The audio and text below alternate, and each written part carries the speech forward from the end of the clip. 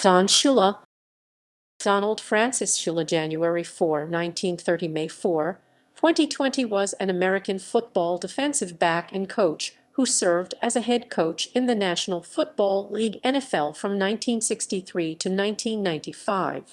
The head coach of the Miami Dolphins for most of his career, Shula is the NFL winningest head coach, compiling 347 career victories and 328 regular season victories. He held his first head coaching position with the Baltimore Colts, whom he led for 7 seasons, and spent his next 26 seasons with Miami. Shula had only 2 losing seasons during his 33 years as a head coach and led the Dolphins to 2 consecutive Super Bowl titles in Super Bowl VII and Super Bowl VIII. His first Super Bowl title during 1972 is the only perfect season in NFL history. Shula was the first head coach to appear in 6 Super Bowls, 5 with the Dolphins and 1 with the Colts. His 6 Super Bowl appearances rank second among head coaches, and he has the most Super Bowl losses at 4. He was also the first head coach to bring 2 franchises to the Super Bowl and appear in 3 consecutive Super Bowls, which he accomplished with the Dolphins from 1971 to 1973. Having guided Baltimore to Super Bowl III and Miami to Super Bowl VI, Shula is the only head coach to lead 2 franchises to their Super Bowl debut. He was inducted to the Pro Football Hall of Fame in 1997. Early life and college. Don Shula was born on January 4, 1930, in Grand River, Ohio, a small town along the Lake Erie shore, in the northeastern part of the state. His parents, Dan and Mary Dean Sewell and Maria Miller, were of Hungarian origin, having immigrated when they were children. Shula's father, Dan, worked for $9 a week at a rose nursery and saved up to buy the small house where Shula spent his early childhood. The house was next door to a grocery store in Grand River owned by Mary's parents. Shula played football in his neighborhood as a child, but his parents forbade it after he got a gash on his face when he was 11. As Shula's family expanded, he had 6 siblings, including a set of triplets born in 1936. Shula attended elementary school at St. Mary's, a private Catholic school in Painesville. His mother was a devout Catholic, and his father converted to that denomination when they married. He later attended Harvey High School in Painesville and played on its football team starting in 1945. He did not try out for the team because of his mother's prohibition and because he was recovering from a bout of pneumonia, but an assistant football coach noticed him in a gym class and convinced him to join. Shula forged his parents' signatures to sign up. Within weeks of joining Harvey's football team, Shula was a starting left halfback in the school's single-wing offense. He handled a large portion of the team's rushing and passing duties and helped lead the team to a 7-3 win-loss record in his senior year. It was the first time in 18 years that Harvey had a 7-win season. The team would have won a league title had it not lost an early game to Willoughby. Shula also ran track at Harvey and was an 11-time letterman in his 3 years there. As Shula prepared to graduate from high school in 1947, many men whose football careers were delayed by service in World War II were returning and competing for athletic scholarships. As a result, Shula was unable to get a scholarship and contemplated working for a year before going to college. That summer, however, he had a chance meeting at a gas station with former Painesville football coach Howard Bachman, who suggested he ask about a scholarship at John Carroll University. Shula received a 1-year scholarship at the private Jesuit school in University Heights, a suburb of Cleveland. It was extended to a full scholarship after Shula performed well in his freshman year, including in a win over Youngstown State in October 1948. He ran for 175 yards and scored 2 touchdowns, substituting for the injured starting halfback. The same year, Shula considered joining the Catholic priesthood after a 3-day retreat at John Carroll, but decided against it because of his commitment to football. During his senior year in 1950, he rushed for 125 yards in a win over a heavily favored Syracuse team. Playing career: Shula graduated in 1951 as a sociology major with a minor in mathematics and was offered a job teaching and coaching at Canton Lincoln High School in Canton, Ohio for $3,750 a year, equivalent to $37,000 in 2020. The Cleveland Browns of the National Football League, however, had selected him in the ninth round of the 1951 draft that January. Cleveland had won the NFL championship the previous year behind a staunch defense and an offense led by quarterback Otto Graham, fullback Marion Motley, and Dante Lavallee. At 177-182, Shula was joined in the Browns training camp by John Carroll teammate Carl Tasev, whom Cleveland coach Paul Brown selected in the 22nd round. At 220, Brown made the selections in part because John Carroll coach Herb Eisel attended his coaching clinics and used similar schemes and terminology as Brown did. Shula and Tasev both made the team and were its only two rookies in 1951. 220, Shula signed a $5,000 a year contract and played as a defensive back alongside Warren Lahr and Tommy James. At 220, Shula played in all 12 of Cleveland's games in 1951, making his first appearance as a starter in October, and recorded 4 interceptions. The Browns, meanwhile, finished with an 11-1 record and advanced to the championship game for a second straight year. The team lost the game 24-17 to the Los Angeles Rams in Los Angeles. At 234, Shula was a member of an Ohio National Guard unit that was activated the following January amid the Korean War. Military service in Ohio and at Fort Polk in Louisiana kept Shula away from football until the unit was deactivated that November. Returning to the Browns, Shula signed a $5,500 a year contract and played in 5 games at the end of the season, having become a full-time starter because of injuries to other players. At 247, the Browns again advanced to the championship game and again lost, this time to the Detroit Lions. At 251-253 in early 1953, Brown traded Shula along with Tasev and 8 other players to the Baltimore Colts in exchange for 5 Colts players, including tackles Mike McCormack and Don Colo. 264 before joining Baltimore.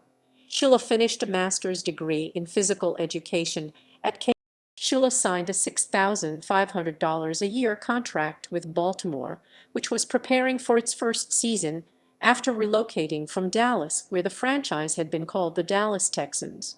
The team replaced an earlier Colts franchise that folded after the 1950 season. The Colts finished with a 3-9 record in 1953 despite leading the NFL in defensive takeaways, including 3 interceptions by Shula. Baltimore continued to struggle the following year under new head coach VIII, a former Browns assistant. The team again finished 3-9 for last place in the NFL West, although Shula had a career-high 5 interceptions. Shula had 5 interceptions again in 1955, but the Colts finished 5-6-1, well out of contention for the divisional championship. Shula missed the final 3 games of the season because of a broken jaw suffered in a 17-17 tie with the Los Angeles Rams.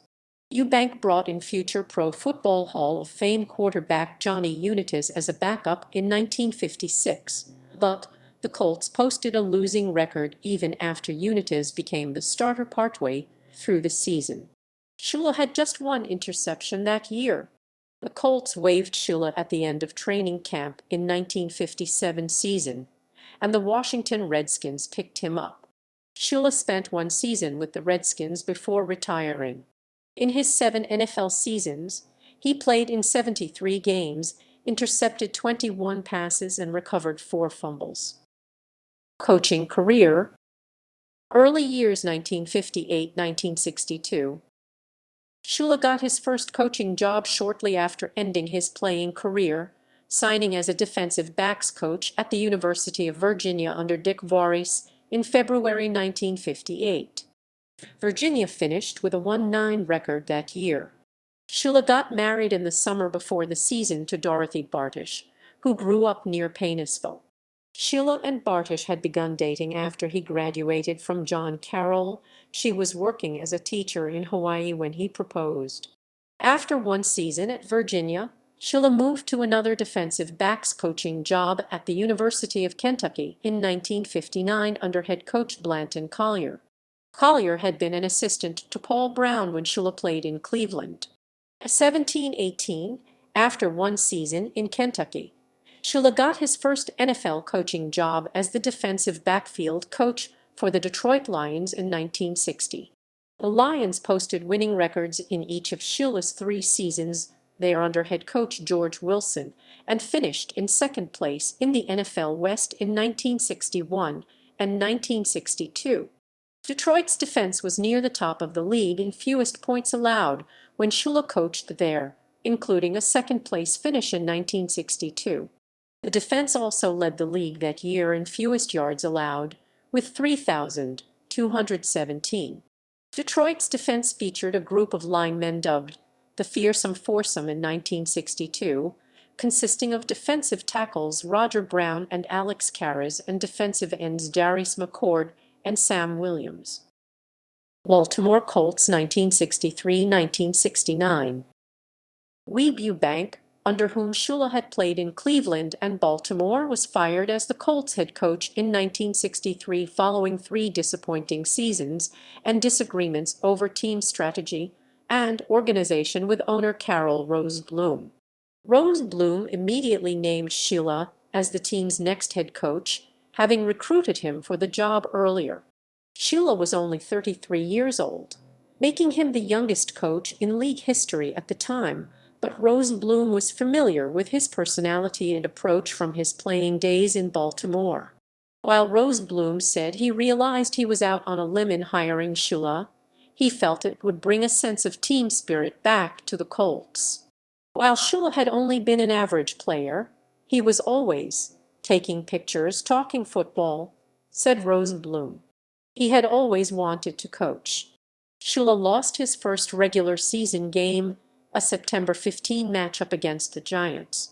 The 1963 Colts won their next game, however, and went on to finish the season with an 8-6 record for third place in the NFL West.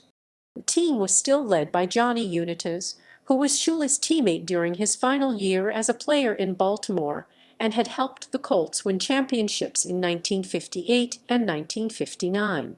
The team's primary receivers were end Raymond Berry and tight end John Mackey, while defensive end Gino Marchetti anchored the defense. Shula guided the team to a 12-2 record in his second year as coach. 123 that put the Colts on top of the NFL West and earned them a spot in the NFL Championship against the Browns, which by then were coached by Collier. 121-123 the Colts were heavily favored to win even by sports writers in Cleveland, due in large part to their strong receiving core and Unitas, who had 28-24 passing yards and won the league's Most Valuable Player award. 122 halfback Lenny Moore also had 19 touchdowns, setting an NFL record. 123 in addition to having the NFL top-scoring offense, the Colts' defense allowed the fewest points in the NFL. 124 before the championship. Collier said Shula had always thought about coaching even during his playing career, giving him the experience of a man in the profession for 10 years. 123 the Colts, however, lost to the Browns 27-0 in the title game. 151 despite the loss, Shula won the NFL Coach of the Year award. 123 the Colts tied the Green Bay Packers with a 10-3-1 record at the end of the 1965 season, forcing a playoff to determine which of them would play in the championship game. The Colts had lost twice to the Packers during the regular season, and Unitas and backup Gary Quazzo were sidelined by injuries as the playoffs approached. Baltimore got out to a 10-0 lead at halftime while using halfback Tom Matt at quarterback, but the Packers, coached by Vince Lombardi, made a comeback in the second half and tied the score at the end of regulation. The Colts stopped the Packers on their opening drive in the sudden death overtime, but the ensuing drive ended with a missed field goal by place kicker Lou Michaels. The Packers then drove for a field goal of their own, winning 13-10. Shula said after the game that while his team could not expect to execute its usual strategy without Unitas and Quazzo, the Colts don't belong in this league if they could not beat Green Bay once in 3 tries. The Colts fell to second place in the NFL West the following season, the first year a Super Bowl was played between the NFL champion and the winner of the rival American Football League. In 1967, the Colts again failed to make the playoffs despite a regular season record of 11-1-2, losing the newly created Coastal Division on a tiebreaker with the Los Angeles Rams because the Rams scored more points in the games. The Colts' only loss was a 34-10 setback to the Rams at the Los Angeles Memorial Coliseum on the final Sunday of the season. Though the season ended in disappointment, Shula won his second Coach of the Year award, and Unitas was again the league's MVP. Before the 1968 season began, Unitas injured his elbow and was replaced by backup Earl Morrall. Expectations for Morrall were low, but the veteran quarterback led the Colts to a string of wins at the beginning of the season. Shula tried to ease Unitas back into the lineup, but the quarterback's injury flared up numerous times, culminating with a game against Cleveland in which he had just 1 completion and 3 interceptions. That turned out to be the only loss of the season for Baltimore, which finished with a league-leading 13-1 record. The Colts beat the Minnesota Vikings in the Western Conference Championship game, and then beat the Browns 34-0 in the NFL Championship game the following week. That set up a matchup with the New York Jets in Super Bowl III. The Jets were led by quarterback Joe Namath, who guaranteed a victory before the game despite being the underdog. New York won the game 16-7. Shula spent one more season as the head coach of the Colts, who posted a 8-5-1 record in 1969 and missed the playoffs. He compiled a 71-23-4 record. Miami Dolphins 1970-1995. The relationship between Shula and Rosenblum had soured after Shula's Super Bowl loss in 1969, and when Miami Dolphins owner Joe Robbie offered the coach a $70,000 a year contract, the powers of general manager, and a 10% ownership stake in the AFL team after that season, he jumped at the opportunity.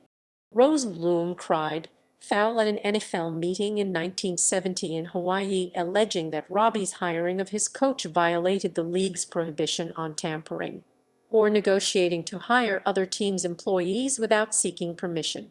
Shula and Robbie hoped that Shula's ownership stake and status as his own general manager would avoid tampering penalties under an exception for an employee leaving a club to better himself. League Commissioner Pete Rozelle found the Dolphins in violation of the tampering policy because they didn't seek permission to negotiate and didn't notify the Colts of the hiring before its announcement. As punishment, Rozelle awarded the Colts Miami's first-round pick in 1971. The Dolphins had been one of the AFL worst teams in the years leading up to Shula's hiring, which came as the AFL and NFL prepared to merge, starting in the 1970 season. Between the team's founding in 1966 and the 1969 season, the Dolphins won no more than 5 games in any season under coach George Wilson. Shula led Miami to immediate success, delivering a 10-4 win-loss record in the 1970 season and a 10-3-1 record the following year, when the team won the AFC Championship, but lost Super Bowl VIII to the Dallas Cowboys by a score of 24-3. The team's stars included several future Pro Football Hall of Fame members, quarterback Bob Grease, fullback Larry Cisanca, guard Larry Little, center Jim Langer, linebacker Nick Buoniconti, and wide receiver Paul Warfield, whom Shula acquired from the Browns in 1970 for a first-round draft pick. Shula's Miami teams during his first decade as coach were known for great offensive lines, led by Larry Little, Jim Langer, Bob Kuechenberg, and Norm Evans, strong running games featuring Cisanca, Jim Kiick, and Mercury Maurice, quarterbacking by Grease and Earl Morrall, and excellent receivers in Warfield, Howard Twilley, and Jim Mandich. The Dolphins' defense was known as the no-name defense, though it had a number of outstanding players, including defensive tackle Manny Fernandez, linebacker Nick Buoniconti, and safeties Dick Anderson and Jake Scott. In 1972, Shula led Miami to the NFL first perfect season, ending with a 17-0 record and a 14-7 victory in Super Bowl VII over the Washington Redskins.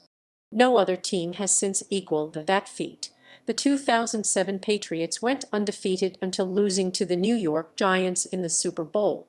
Shula strung together the wins despite the loss of his quarterback, Grease, due to injury in the fifth game of the season. He was replaced by 38-year-old Earl Morrall, who had been the backup to Unitas during Shula's years in Baltimore. Grease was able to return for the playoffs, leading the team in the Super Bowl win. That season, Shula would also be the first American professional football coach to reach 100 wins in his first decade as a head coach. Shula's 1973 team lost its second game of the season to the Oakland Raiders, ending an overall winning streak that stretched to 18 games. That run is tied for the third longest in league history. The team finished with a 12-2 regular season record and went on to win a second Super Bowl in a row, defeating the Minnesota Vikings 24-7. The 1974 Dolphins had a chance to win a third title in a row, but they fell to the Oakland Raiders 28-26 in an AFC divisional playoff game.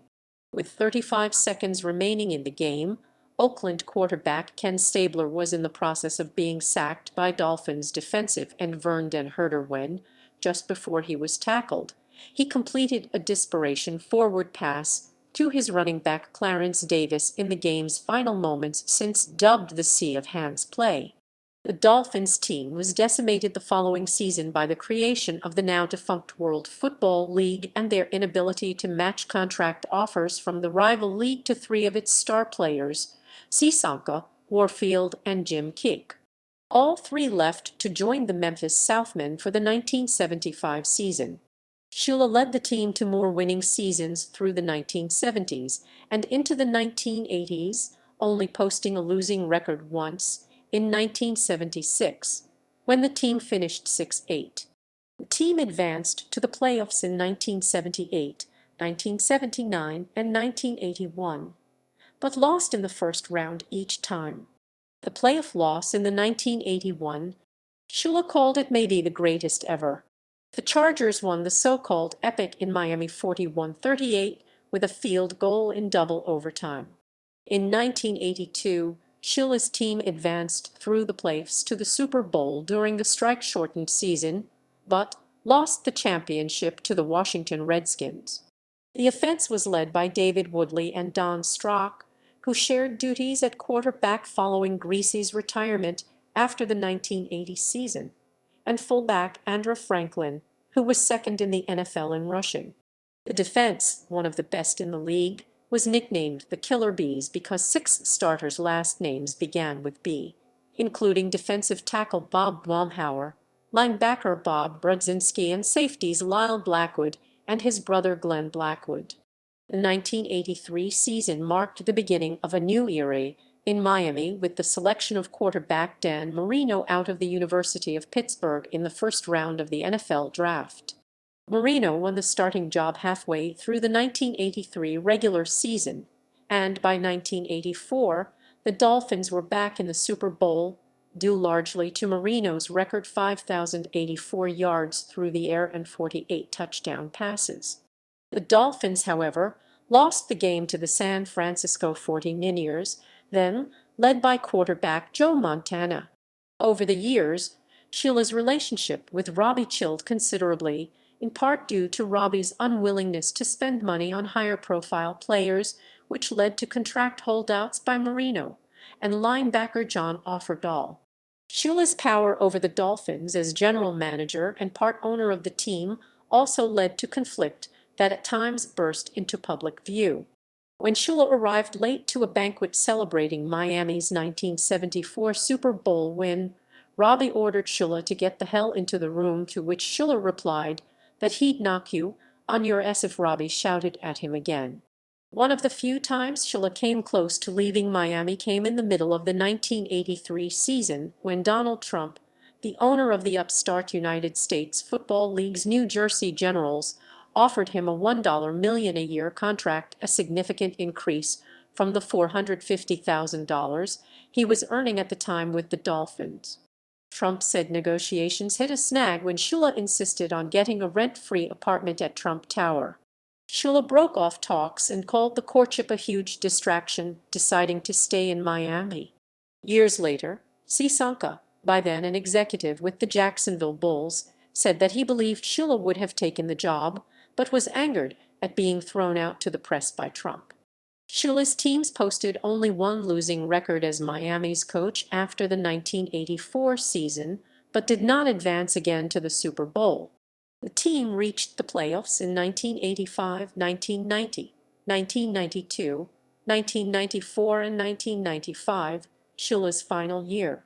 On October 2, 1994, Don Shula's Miami Dolphins defeated son David Shula's Cincinnati Bengals by a 23-7 mark. Dubbed the Shula Bowl, it marked the first time in NFL history that a head coaching matchup featured father against son. Shula's retirement in 1996 was tinged by speculation that he was forced out by Wayne Huizinga, a businessman who took full ownership of the team in 1994 from the Robbie family, who inherited it after Robbie's death in 1990. Shula said he was at peace with myself in making the decision to step away from the game at 66 years old. He finished his coaching career with a 328-156-6 regular season record, giving him the all-time lead in wins for an NFL head coach. Shula changed his coaching strategy as his personnel changed. His Super Bowl teams in 1971, 1972, 1973, and 1982 were keyed by a run-first offensive strategy and a dominating defense. In the years when Marino was quarterback, the team leaned on its offense, and particularly its passing attack, to win games. I've been accused of being a conservative, grind-em-out kind of coach because that was the style of my teams in 1972-73, but I point out that when I was at Baltimore and Johnny Unitas was my quarterback, we used to have a wide-open, explosive passing attack, Shula said in 1985. And when I came down to Miami, I didn't try to jam the Unitas style down the throat of Bob Grease, who was a different kind of quarterback, nor did I try to force the Grease style on Marino when he came along. Later life and death. Shula entered the branding business in 1989, lending his name to a steakhouse owned by the wealthy Graham family, who became friends with Shula and his family after the Shulas moved to the Graham-developed suburb of Miami Lakes. Dozens of Shula-branded restaurants opened in the ensuing years, primarily in Florida, including steakhouses, burger restaurants, and bars. Shula also put his name on other Graham-owned properties in 1991, including the family's hotel in Miami Lakes where his first steakhouse was located. It was renamed Don Shula's Hotel and Golf Club in exchange for an equity stake in the family's hospitality division. He remained active in the branding business during his retirement, and the company bearing his name expanded, although his son Dave took over management in his later years. Shula also became a frequent product pitchman in his later years, working for Miami-based auto dealership Warren Henry, Hear USA Hearing Aids, Nutri-System Diet Plans, Humana Health Insurance, and Budweiser Beer, among others. In 2007, he joined his wife Marianne in pitching Nutri-System diets geared for people age 60 and older. If it's something I feel fits into my personality, what I feel is important, and what I actually do, then I'll do it. It's all things that I enjoy doing and take a lot of pride in representing, he said in 2012. As part of a government public awareness campaign, Shula was the first American to sign up for Medicare Part D prescription drug plan benefits and enrolling just after midnight on November 15, 2005. After Shula's retirement, he was named the Dolphins' vice chairman. He maintained other connections to football in retirement, too, often appearing in ceremonial roles. In 2003 at Super Bowl XXXVII in San Diego, he performed the ceremonial coin toss to end the pregame ceremonies. In 2007, at Super Bowl XLI in Miami Gardens, Shula took part in the Vince Lombardi Trophy presentation. On February 3, 2008, he attended Super Bowl XLII in Glendale, Arizona, in which the Patriots could have matched his Dolphins team's perfect season, but lost. Shula was also an avid golfer after his coaching career and had a home near the Indian Creek Country Club in the wealthy enclave of Indian Creek, Florida, as well as a condominium overlooking the links at Pebble Bay in Pebble Beach, California. On March 25, 2007, Shula presented the Winners' Cup to Tiger Woods, winner of the 2007 WGCCA golf tournament held at the Doral Resort in Miami. Shula was involved in a number of activities outside of sports. In 2011, he received the Ellis Island Medal of Honor in recognition of his humanitarian efforts. And at John Carroll University, he endowed the Don Shula Chair in Philosophy, which supports the philosophy department by presenting programs of interest to philosophers and the general public. Shula suffered from sleep apnea and heart issues toward the end of his life, and had a pacemaker implanted in 2016.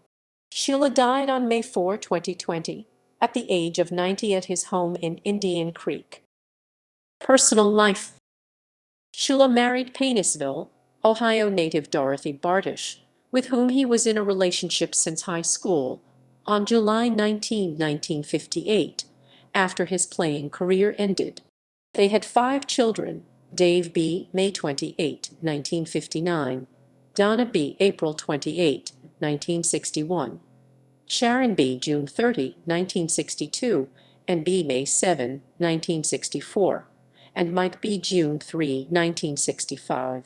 Dorothy died of breast cancer on February 25, 1991. That same year, the Don Shula Foundation for Breast Cancer Research was founded. He married his second wife, Marianne Stevens, on October 15, 1993. They resided in the Indian Creek home Mary and had received in her divorce settlement from her third husband, investment banker Jackson T. Stevens. The couple split their time between Indian Creek and a home in San Francisco, where they stayed during Florida's hurricane season. Shula was deeply religious throughout his life. He said in 1974, at the peak of his coaching career, that he attended Mass every morning. Shula once considered becoming a Catholic priest, but decided he could not commit to being both priest and coach. Legacy. Shula set numerous records in his 33 seasons as a head coach. He is the all-time leader in victories with 347 when including the postseason. He is first in most games coached, with 526, most consecutive seasons coached, with 33, and Super Bowl losses with 4, tied with Bud Grant, Dan Reeves, and Marv Levy. His teams won 15 division titles, 6 conference title wins, 2 NFL championships, and 6 Super Bowl appearances. Shula's teams were consistently among the least penalized in the NFL. Shula was known as a tough and practical coach who worked players hard and put an emphasis on discipline, which helped reduce errors in games. But while he looked the tough guy part, Shula paired it with a sharp football mind that helped keep him ahead of the competition. During the last 20 years of his coaching career, Shula served on the NFL Competition Committee, an era when the body pushed through rules that made the league more pass-oriented. Shula had a winning record against almost every coach he faced, with several exceptions: Levy, against whom he was 6-14 during the regular season and 0-3 in the playoffs, John Madden, against whom he was 2-2 in the regular season and 1-2 in the playoffs, for a total of 3-4, and Bill Cowher, against whom Shula was 1-2 late in his Shula also had losing records against Tom Flores 1-6, Raymond Berry 3-8, Walt Michaels 5-7-1, and Vince Lombardi 5-8. Shula has the distinction of having coached 5 different quarterbacks to Super Bowl appearances: Johnny Unitas and Earl Morrall in 1968, Bob Grease in 1971, 1972, and 1973, David Woodley in 1982, and Dan Marino in 1984, 3 of them future Hall of Famers. He also coached Johnny Unitas to another World Championship appearance in the pre-Super Bowl era in 1964. The only other NFL coach to approach this distinction is Joe Gibbs, who coached 4 Super Bowls with 3 different quarterbacks: Joe Theismann, Doug Williams, and Mark Rypien, winning 3 times. Shula was added to the Miami Dolphins honor roll on November 25, 1996, not long after he retired. He was inducted into the Pro Football Hall of Fame in 1997. In 1999, Shula was honored with the Lombardi Award of Excellence from the Vince Lombardi Cancer Foundation. The award was created to honor Coach Vince Lombardi's legacy and is given annually to an individual who exemplifies the spirit of the coach. On January 31, 2010, a statue of him was unveiled at Hard Rock Stadium, where the Dolphins play. The stadium's street address is 347 Don Shula Drive. In 2011, he was added to a Walk of Fame outside the stadium, and in 2013 he attended a White House ceremony honoring the 1972 team's perfect season. Shula is honored at the Don Shula Stadium at John Carroll University, which was named after him when it opened in 2003, and the Don Shula Expressway in Miami, which was dedicated in 1983. Since 2002, an annual college football game between South Florida schools, Florida Atlantic and FIU, is named the Shula Bowl in his honor. The game's winner receives a traveling trophy named the Don Shula Award. Literary works. 3 works. Shula co-authored 3 books: The Winning Edge 1973, with Lou Sahadi, ISBN 0-525-23500, Everyone's a Coach 1995, ISBN 0-310-20815-7, and The Little Black Book of Coaching, Motivating People to be Head Coaching Record. 57-day-long players strike reduced the 1982 season from a 16-game schedule per team to 9. Coaching tree. Shula has worked under 3 head coaches: Dick Vargas, Virginia 1958, Blanton Collier, Kentucky 1959, George Wilson, Detroit Lions 1960-1962. 8 of Shula's assistant coaches have become NFL or Inca head coaches: Don McCafferty, Baltimore Colts 1970-1972, Detroit Lions 1973, Bill Arnsparger, New York Giants 1974-1976, LSU 1984-1986, Chuck Noll, Pittsburgh Steelers 1969-1991, Howard Schnellenberger, Baltimore Colts 1973-1974, University of Miami 1979-1983,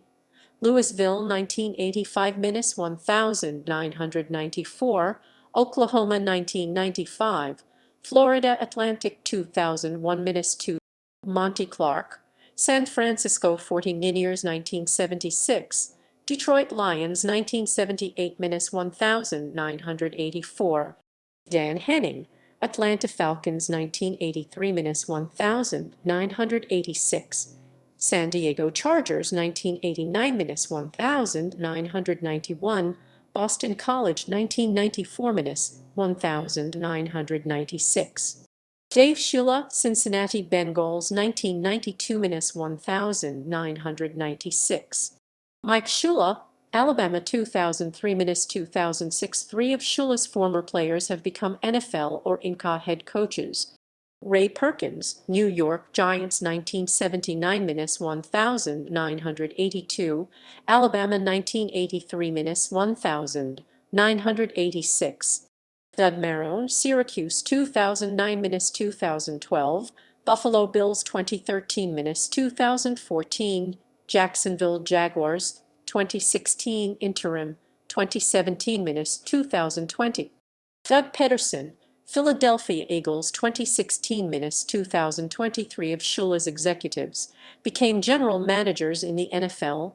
Kevin Colbert, Pittsburgh Steelers 2000 present. Tom Heckert Jr., Philadelphia Eagles 2006-2009, Cleveland Browns 2010-2012, Jason Licht, Tampa Bay Buccaneers 2014 present.